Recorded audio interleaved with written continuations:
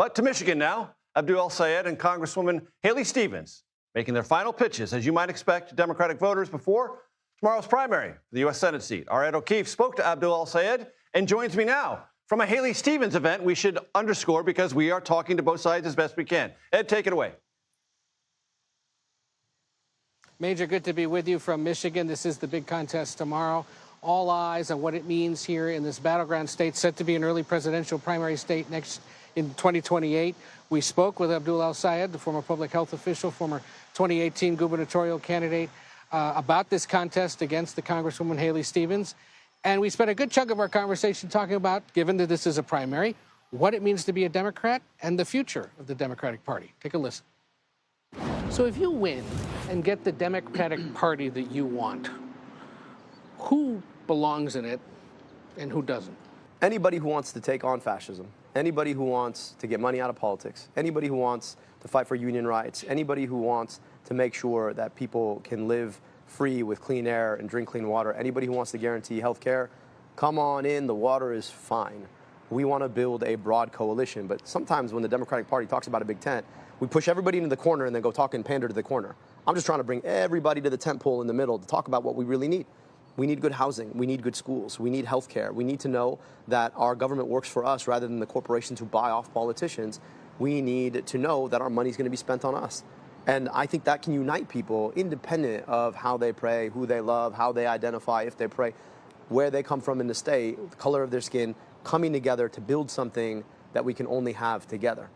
Do you get, well, is there any group of people in the organization that's sort of a red line for you that says, no, you're not part of this, or that view is not part of the Democratic Party I'm hoping to sustain here in Michigan? We're trying to define a viewpoint that's built on money out of politics, money in your pocket, Medicare for all. If you agree with those things, come join us. We're for civil liberties. We're for equal rights. We love and appreciate all people. And I want to build this movement, bringing people together around the things we need and deserve that we can have together if we fight for them. Is the DSA part of the Democratic Party in Michigan?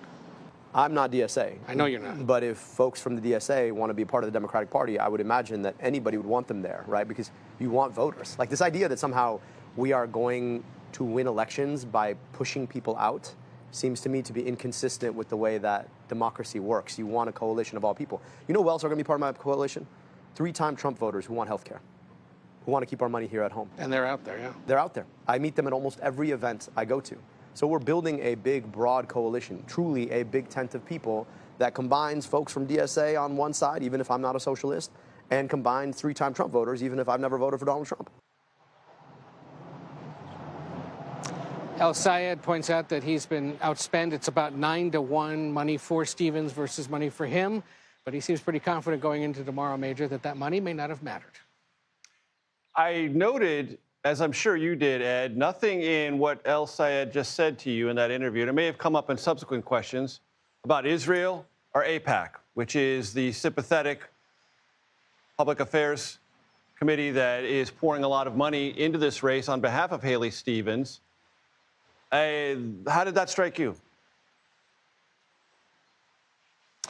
It came up later, but not certainly something that he was emphasizing when we were talking about sort of that electability argument or what it would take to sort of hold this party together going into November and beyond. And it's Stevens who has benefited from that money from AIPAC. They run this ad almost on a loop here that replaced something former President Obama once said about her and the work that she had done during the Obama administration to help bail out the auto industry, which, of course, here in Michigan is a top employer.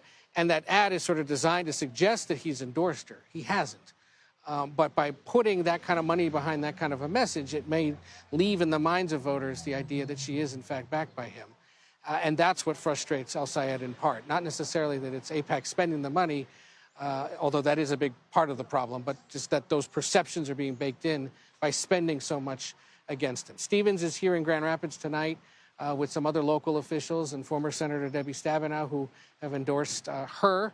She is set to speak with us, hopefully a little later. And if and when that happens, we'll, of course, bring highlights to you digitally and here tomorrow as primary day approaches, Major. Ed O'Keefe, as always, thank you so very much.